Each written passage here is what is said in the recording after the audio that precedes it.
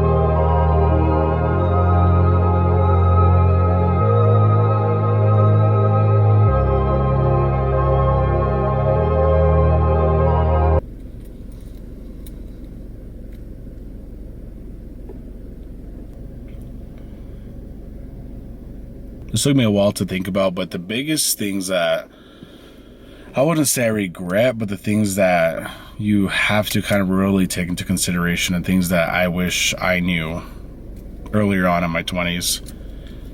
And the first one is really do as much as you can, fail as much as you can quickly. Fail and learn quick, because time will pass you by really, really quick, and you won't notice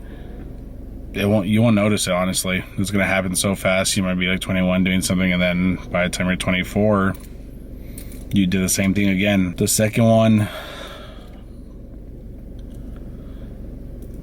if you're passionate about something, stick to it. Just stick to it. There's going to be so many opportunities that are going to come up, and so many things that you're going to be like, oh, I want to try this new thing, I want to do this, and it's a waste of time, I promise you. If you are passionate and you're skillful enough, and in this day and age, there's so much resources to be good at the thing that you're passionate about, there's no reason not to be good at it. Stick to that one thing. You're going to see so many people in your life try so many different things or go different avenues, and that doesn't mean that your life, it's okay if your passions do change, but try to keep it as minimal as possible, because the more you change, the bigger reset you're going to have every single time.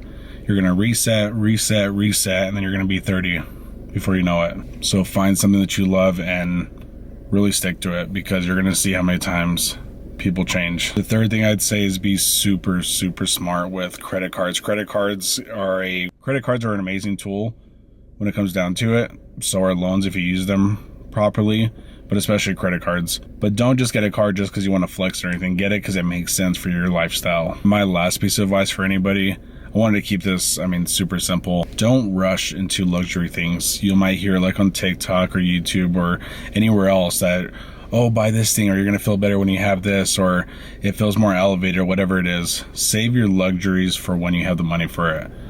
People, you'll keep chasing it. You'll keep chasing the luxuries, and I hope that it connects, because you're manifesting this life because you're buying luxury things. It doesn't always work like that.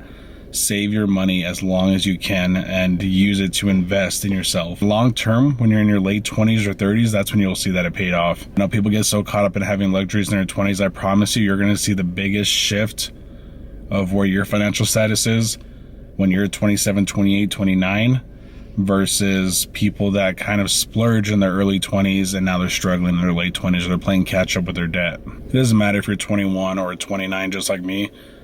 Take this advice where it fits best in your life, and I promise you it's going to save you money, it's going to save you headaches. Don't make the same mistakes I made. Thankfully, I'm able to have a platform where I'm able to get out of them, but it's not a good situation to be in, I promise you.